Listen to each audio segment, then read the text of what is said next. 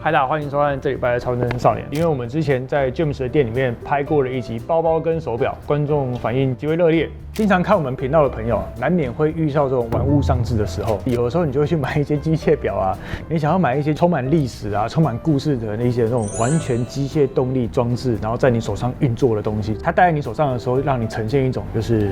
不管你的风格也好，或者是你的喜好也好。那当你买到机械表的时候，其实你就会遇到要保养的问题嘛。你每次都会送到原厂保养，想说，为什么原厂保养这么贵？所以这一集我们就告诉你，它为什么要这么贵，因为超级麻烦。你要理解里面的动力装置跟结构，然后里面的零件都非常的精细，所以你一个不小心手残，你就会把它弄坏。弄坏你这只手表好几万块就喷掉了。因为手表它是机械结构，里面都是充满了齿轮嘛，齿轮跟铁板之间它是会摩擦的。如果说我们不定期上油，你就算不戴，它也会自己的慢慢的干掉或是硬化，会慢慢的变成比较劣质的油。当劣质的油在这个齿轮里面一直转的时候，就会把齿轮给打坏。所以我们手表基本上要常常戴，那戴到一阵子之后，我们会定期拿出来擦一擦、看一看，检查一下里面有没有油污、油泥。有需要的话，我们就把它整理一下。这边主要是古董沛纳海，因为它是90年前那时候还没有 CNC 技术的时候制作出来的表。当初的齿轮机械全部都是手工去测出来的，就手这样子，一个师傅这样子，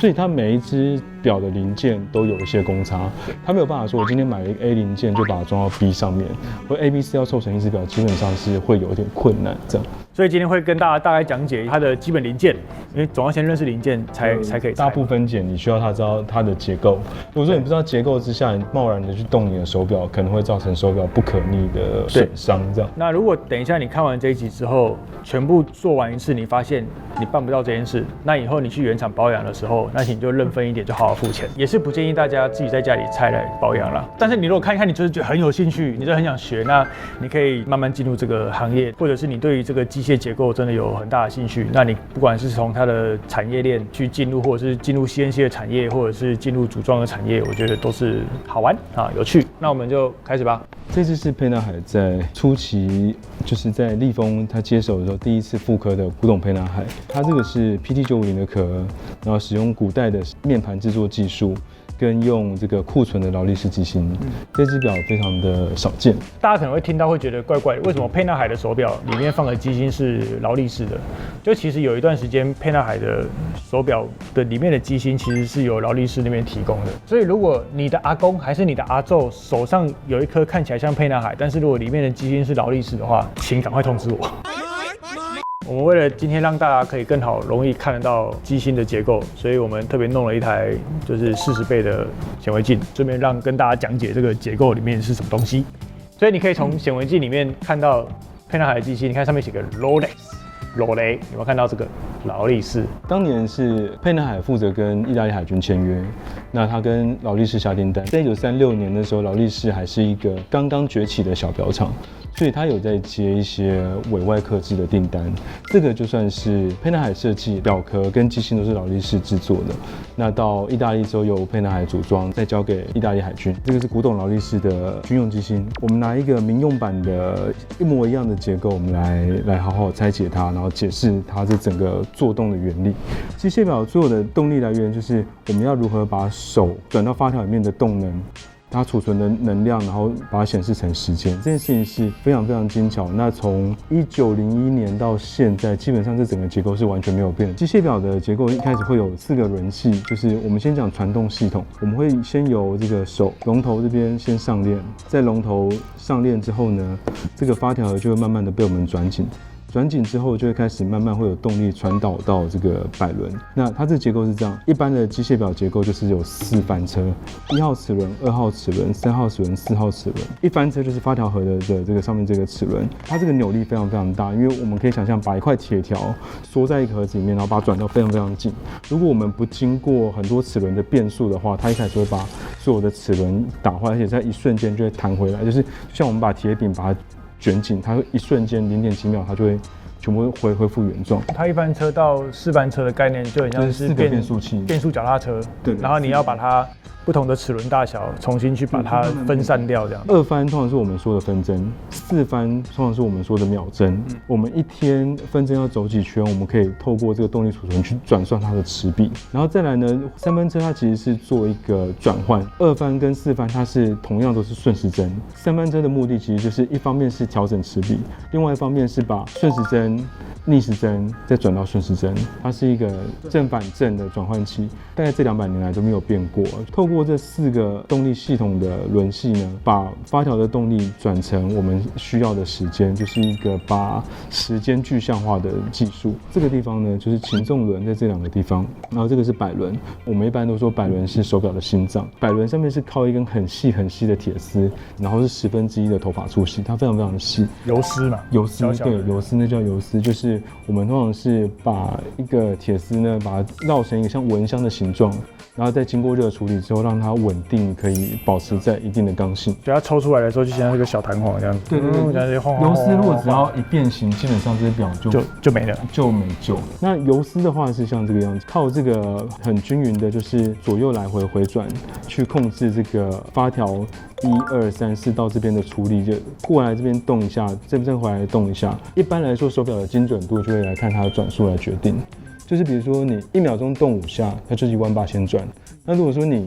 1秒钟动10下，它就是把1秒切成10个小格，就代表它的精准度就更高。手表的正品呢，就可以决定你那个手表的精细度啊。但是对于走时的准性是没有差别的，它是精细度的问题。这样，像这个地方，这个是没有避震的。最早期的、最直觉的做法就是摆轮在转嘛，摆轮上它是两个轴。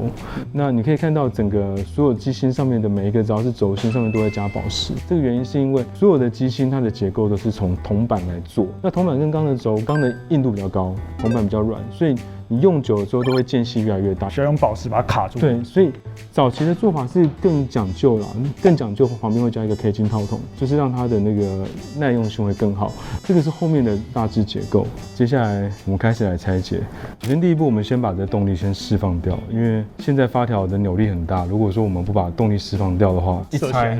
所有的零件会喷的，你全家都会炸掉这样子。所以我们先从直逆子这边先压着，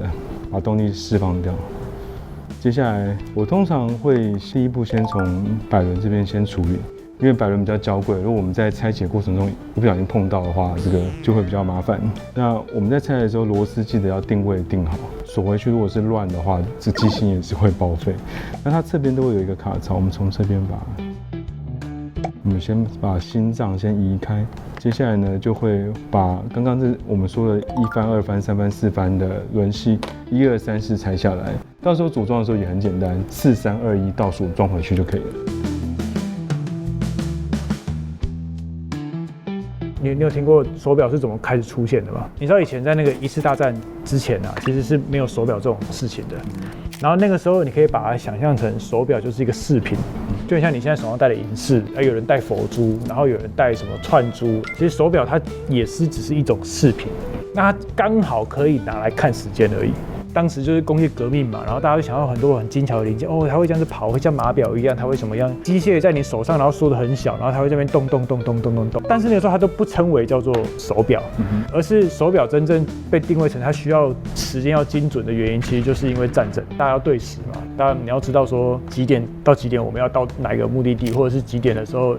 你的潜水呼吸还可以呼吸多久？因为你总不会在战争的时候还很优雅的拿出怀表出来看吧。最后开始出现了，到后面手表越做越精准，然后越做越小，然后完全才为了功能取向去做这件事。它其实到现在这个时代也像是一个装饰品了，因为你像你手机就可以看，你去那个随便一个公共的设备，你其实都很容易可以看到现在的时钟到底几点。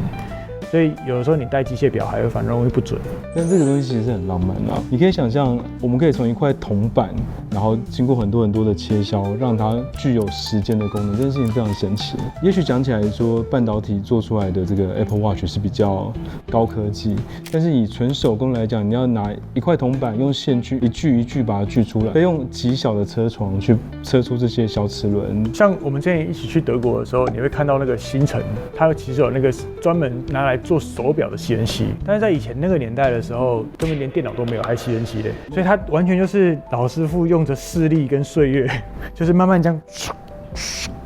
然后把它洗出来，然后洗成每一个零件，然后最后它要过了1天之后分秒不差，就是说把看不到的时间透过齿轮呈现一个具象的东西。那它有很大的原因是因为航海时代开始，本来人类使用的习惯计时的方式呢，都是用有钟摆的时钟。那在航海时代开始之后，这个有钟摆的时钟就变得非常难使用，因为海上有波浪。你海浪在震动的时候，它左晃右晃，你的钟摆就会变得非常的不稳。这时候就出现了这种完全崭新的结构，它不需要钟摆，它是靠的是这个是我们刚刚讲1番、2番、3番、4番嘛。那这边有擒纵轮之后呢，这边有一个马仔，马仔呢就是这样靠这边左移右移，左移一位呢是进一格，右移一位是进一格。那根据它的振频就决定它1分钟要进几下，那摆轮就会带动这个马仔，这是一个非常特殊，就是透过马仔呢，然后把这个4个齿轮等速的变速，然后把动力平均释放这样。顺带一提，你知道不管是挡车、汽车都有离合器，你知道其实手表里面是有离合器的，手表离合器在这里，这个它的离合，它这个离合器是要分段。看你是要这一段是要调时间，或是下一段是要上链。因为早期的怀表它的结构不是这个样子，早期的怀表是你需要上链的时候，就要拿钥匙在后面把发条插下去，然后把发条转进。那调时间是另外一个调时间的方式。这个设计它非常重要，是因为我们手表如果后面有需要打一个洞放钥匙来上链的话，它就会进水。所以如果说你真正有防水需求的话，就不能有那个洞，就用龙头可以控制所有的东西这样。那我们现在整个结构基本上拆完，一般我们把所有的夹板放上去之后，这些东西是看不到的。但是瑞士人他们在这些看不到的地方，它的打磨都非常的漂亮。我知道有一些表，其实像它是有一些透背的嘛，有一些是有背盖的，然后有一些表它其实是有背盖的，里面它就乱磨一通，它就是完全没有磨，反正你看不到啊。但瑞士人他们的信仰关系，他们觉得不管他做的什么样的，神都看得到，就算你看不到，上帝看得到，上帝看得到，所以他在这个细节的地方都打磨的。你可以想想看，这只是一个军用的 True Watch， 它是工具表，它不是拿来装饰用。当然，同时期拿来装饰用的表，它的打磨就更夸张。但是这个只是军用表，它的打磨已经到这种程度，就是市场上卖的大量生产，基本上已经看不到像这种样非常细致的抛光。这是用木头的磨刀在快速转速下，再慢慢把它洗出来的，可以洗出这种很漂亮的同心圆，非常好看。好，以上就是这集超人少年教你如何大略的了解这个手表、机械表的主要的结构跟大概的概念。那其实这100多年来，这个机械表它的逻辑上其实是没有什么变化的。然后不管你是任何品牌或者是任何的陀飞轮，然后它的大概念上其实虽然有一些细部的设计不同，但是100多年来就是这个样子。所以突然在这一集里面，是不是你又认识了一些很奇怪的工业知识呢？那你如果喜欢我们频道的话，你可以加入我们的会员。如果你有更多关于机械表奇怪的知识还是奇怪的资讯，你想要问的话，都可以下面在留言告诉我们。下礼拜见，拜拜。我们今天要跟大家介绍一个很厉害的东西，很认真的东西。我们终于要出连身服了，各位。我们搞了4年。对啊，这个只会给频道会员。频道做了5年，然后我们功夫搞了4年，总算做好了，即将要上架了。所以这次认真组第一批出来的新商品里面就有包含的包包跟工作服，超认真身肩包以及超认真工作服。好，那到时候那个认真组东西上市的话，就我会在资讯栏放上相关的消息，也欢迎大家关注。